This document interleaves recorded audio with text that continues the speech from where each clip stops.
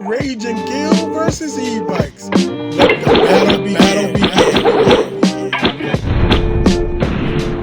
E-bikes win.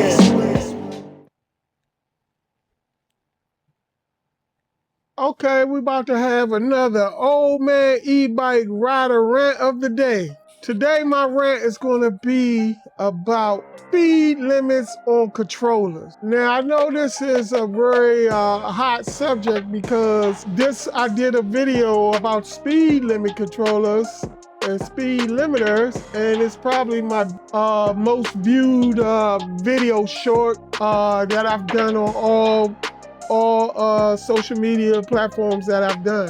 Today I want to talk about these e-bike manufacturers and speed limits on controllers. Okay, why don't these e-bike manufacturers help out their customers who spend thousands of dollars on these e-bikes, expensive e-bikes, with the laws in certain parts of the US and other countries impounding and confiscating e-bikes for two main reasons: no pedals and speed limits. So what can be done to please customers and still please the law? So with the pedals, why not make a crank that can be converted to pegs on the spot? That way your e-bike that costs thousands of dollars won't be taken away for pedals. Second, speed limits. So why don't they have controllers with, they have controllers with speed limit wires that either you plug in or you unplug that can limit or unlimit their speed of the bike. This can be done in the display settings. But to help combat the law taking our e-bikes, why don't the manufacturers invest in a speed limit that can be activated on the fly, not just a switch? Because if they find the switch, they can just switch it back on. Maybe a on and off, or something like that procedure or code where it looks like the speed is set to the limit by the manufacturer.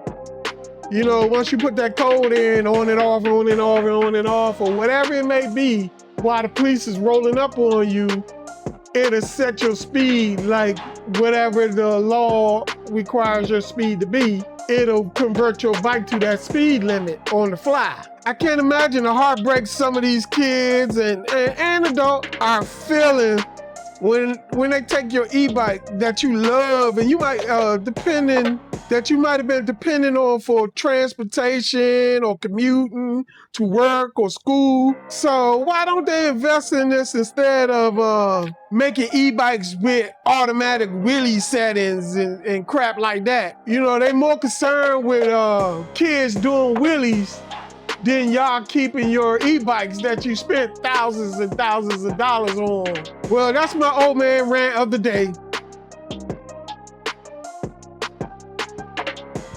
See, I've been lucky enough to live in the state of Maryland, PG County, where they don't worry too much about your e-bikes because they too busy making so much money off of these rental e-bikes and scooters in the DMV that, you know, they don't, as long as it's not a dirt bike and you out here popping wheelies in the middle of the street and stuff like that, in this area, they don't really even worry about you too much. So you really get to enjoy your bike. As long as you're not doing nothing too much over the limit, you know, out here doing these crazy tricks and stuff out in the middle of the street, which you don't see too much of that in this area. I mean, we don't have a lot of kids taking over the streets and stuff because, you know, in the DMV, it was well known for the dirt bike guys and the four-wheelers, ATVs and stuff like that.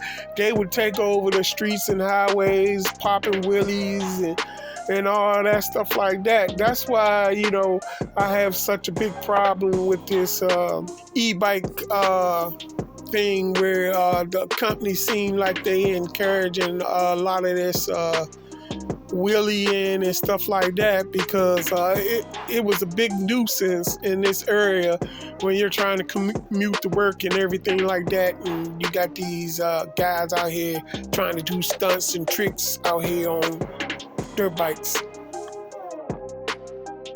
Raging Gill versus Z-Bikes. Subscribe to the channel and click the notify bell so you can stay on top of the latest video releases.